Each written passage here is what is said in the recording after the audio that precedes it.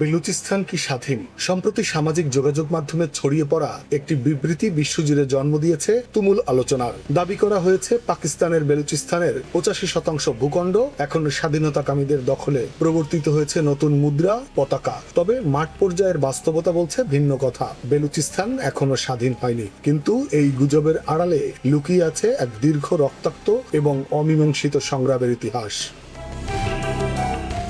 বেলুচদের এই লড়াই আজকের নয়। 1947 সালে ব্রিটিশ শাসনের অবসানের পর 1948 সালের মার্চ মাসে কালাতে খান বা বেলুচ শাসকরা পাকিস্তানের সাথে যুক্ত হতে বাধ্য হন। কিন্তু শুরু থেকেই বেলুচদের মনে দানা বাঁধতে থাকে তীব্র ক্ষোভ। পাকিস্তানের বৃহত্তম প্রদেশ, সোনা, তামা ও প্রাকৃতিক গ্যাসে সমৃদ্ধ হওয়া সত্ত্বেও বেলুচিস্তান রয়ে গেছে দেশটির সবচেয়ে দরিদ্র ও অবহেলিত অঞ্চল হিসেবে।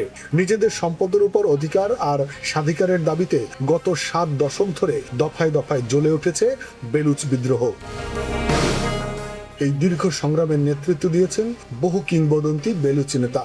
70-এর দশকে নবাব খায়ের বক্স মারি এবং আতাউল্লাহ মেঙ্গালের মতো নেতারা রাজনৈতিকভাবে বেলুচদের অধিকারের কথা বলেছেন। কিন্তু 2006 সালে প্রবীণ বেলুচ নেতা নওয়াব আকবর বুকতিকে পাকিস্তানের সামরিক অভিযানে হত্যা করা হলে এই সংগ্রাম এক নতুন সহিংস রূপ নেয়। বুকতির এই আত্মদানে বেলুচ যুব সমাজকে সশস্ত্র লড়াইয়ের দিকে ঠেলে দেয়। এরপর বেলুচ মারি কিংবা বর্তমান তরুণ কমান্ডারদের হাত ধরে এই আন্দোলন আরও উগ্র রূপ ধারণ করে।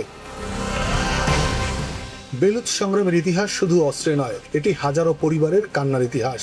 এনফোর্স ডিসঅ্যাপিয়ারেন্স বা জোরপূর্বক গুমের শিকার হয়েছেন হাজার হাজার বেলুচ তরুণ তরুণী।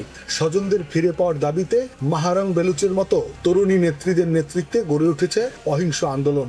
একদিকে ডক্টর আল্লাহ নরজ বা বেলুচ লিবারেশন আর্মির সশস্ত্র গেরিলা হামলা, অন্যদিকে সাধারণ মানুষের রাজনৈতিক প্রতিরোধ।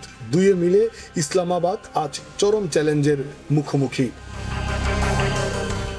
সামাজিক মাধ্যমে স্বাধীনতার খবরটি গুজব হতে পারে, কিন্তু বেলুচদের বুকে জ্বলতে থাকা স্বাধীনতার আকাঙ্ক্ষা আর বঞ্চনার আগুন এক রূঢ় সত্য।